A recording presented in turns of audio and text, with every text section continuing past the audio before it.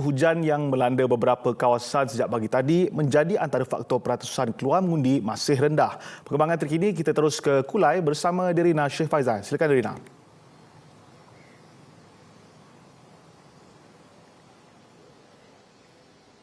Terima kasih Amirul. Masih lagi langsung dari SK Bandar Putra Kulai di mana antara pusat pengundian bagi PRN Johor ke-16 bagi Dun Bukit Permai. Dan apa dapat saya kongsikan pada ketika ini, suasana di pusat pengundian ini masih lagi berjalan dengan lancar dan terkawal oleh kerana cuaca agak baik pada pagi tadi. Namun pada ketika ini agak mendung di sini dan kita risau akan berlaku hujan lebat di sekitar kawasan ini juga. Oleh bagaimanapun petugas-petugas SPR juga telah pun membantu melancarkan operasi pengundian dengan membuka sebanyak 11 saluran dan menyaksikan seramai 44,819 pengundi yang berdaftar di DON ini. Dan terdapat juga saluran bagi warga emas dan juga golongan OKU disediakan bagi memudahkan mereka menunaikan tanggungjawab mengundi. Dan untuk penggerbangan lanjut mengenai peratusan mengundi di sini, kita terus bersama dengan penyelia pusat mengundi SK Bandar Putra iaitu Tuan Nozairi Mat Zain. Assalamualaikum Tuan, apa khabar? Salam.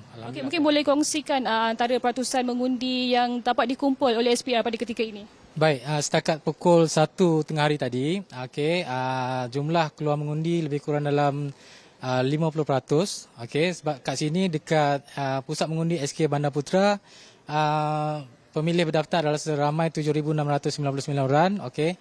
Turn out untuk setakat pukul 1 tengah hari tadi adalah seramai 3,788 orang.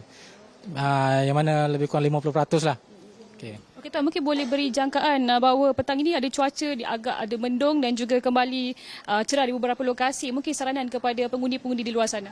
Baik, kalau kita perhatikan trend cuaca terkini area Johor sini, okey, biasa sebelah petang akan ada ribut petir, hujan lebat. Jadi saranan saya kepada warga pengundi DUN N50 DUN Permai, keluarlah mengundi secepat mungkin, okey, sehingga pukul 6 sebelum tutup pusat mengundi. Okey, kita nak elak daripada cuaca buruk. Okay, mungkin boleh kongsikan juga antara peratusan mengundi bagi golongan muda juga agak rendah pada ketika ini. Bagaimana Tuan?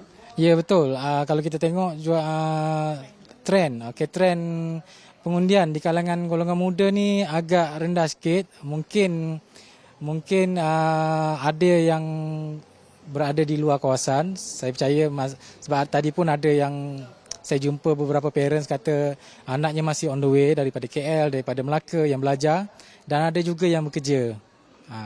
Jadi mungkin saranan kepada mereka untuk keluar terus mengundi pada ketika ini sehingga jam 6 petang. Okey. Baik, saranan saya jika telah berada di kawasan ini, di rumah masing-masing, jangan lengahkan lagi.